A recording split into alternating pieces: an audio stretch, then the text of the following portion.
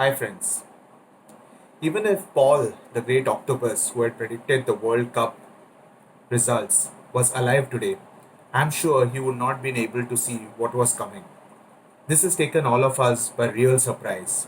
The best of them, I'm sure, were not able to predict on what really has resulted into a real life and in future an economic catastrophe. However, there are few things we can always take out from this whole process as a learning. Some learnings which we can use in terms of our future. Some things perhaps we had overlooked or taken for granted.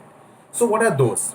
I thought let me enumerate five things which we can take out from this whole activity, from this whole thing which has been happening, and use in future in terms of how we can be better if something like this, God forbid, again happens. What are those? Number one, business model. Many times it's under peer pressure or just what we believe to be a great financial model that we decide to go in a particular business activity. We do not see the long term results or the long term possibilities or viability of this particular business venture. In today's time, suddenly a lot of businesses can be actually resulting in becoming irrelevant. For example, travel tech companies. It's but obvious that the way things are, there's not going to be any much international travel in maybe 2 3 or maybe even 4 quarters. A lot of domestic travel is going to take a beating. Even if the lockdown is taken away, the fear psychosis which is created is going to prevent people from traveling a lot. Any company which was depending on the travel segment is going to take a real beating. 1 year is a big enough amount of period of time for somebody to actually survive. So either they'll have to low really low or look at actually digressing and going into a different business model altogether. So sit down, analyze your business model, understand whether you are able to survive this period or actually you are in one of the essential commodities and you can really do well during this period, or is really a good time to pack your bags, cut your losses and go out of the business. Second, lean model. I have always seen this that as the business grows, we tend to add a lot of weight, lot of fat. We tend to add a lot what we call as overheads, and one day comes where actually it goes over your head. This is a time where the businesses which had kept themselves very lean, had minimum number of people, had minimum number of fixed overheads like in the form of office costs, will really do well because they don't have the headache of having a severe cash burn month on month, which is affecting them when business might not be there, when revenues might not be there. The businesses which are really added on to a lot of these costs will really struggle because they'll have to find ways and means of actually paying off these liabilities at the same time having no revenues. So, second point is try and keep very lean. Third, use of technology cannot be a over talked about subject.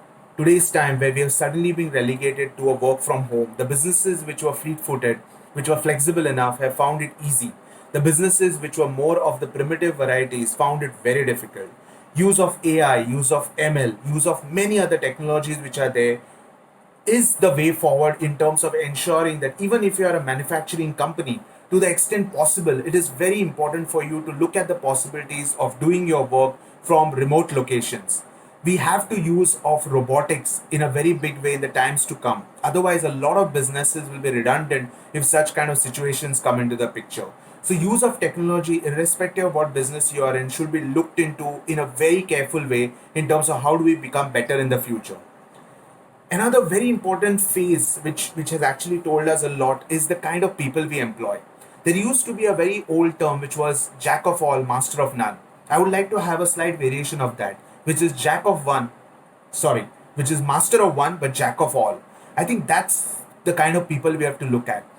If today you had a certain person who was only expertise in a particular subject and you suddenly don't have the possibility of continuing the revenues on that particular subject, you and that person are a dead duck because you are not able to give that person any other job, any other opportunity to work in this period. However, if there is a guy who is willing to try many things, he's willing to learn, is willing to have multifaceted approach towards things, then you can find different kinds of things, whether it is for the clients or developing in-house, and that makes a better utilization of a resource because you any day have to pay him. But if the person is really doing only one thing and his skill sets are not, you know, grown over that, then there is going to be a problem. So choose your employees wisely, people who are proactive, who are able to take different jobs at the same time. In this kind of period, it will really help. The fifth one is be light footed in terms of your business model, in terms of the asset creation that you do. A lot of times I've seen businesses confusing running of businesses with assets that you buy. Whenever I ask them why your business is not doing too well, what have you thought about it? The answer is, how does it matter? I have a real estate. The real estate returns are different from the business returns. If today you had created a lot of assets and suddenly you are in a situation where you do not have any business, your assets are the only thing which are remaining for you. You're not really looking at from a business continuance perspective. In that case, it would have been better to be a landlord. So it's very, very important that you are flexible in terms of moving from one particular business model that you're doing to another particular business model.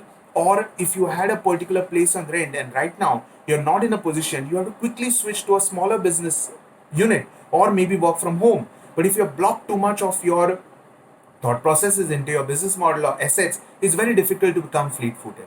So, these are my 5 takeaways from this whole catastrophe which can help us learn better. There is a sixth one, and that is pray. There is nothing like praying, there is nothing like positive energies. So, let us all hope that we come out of this whole thing, but we learn from this so that, as I said, God forbid, if something like this happens in the future, we are more prepared. All the best to all of us.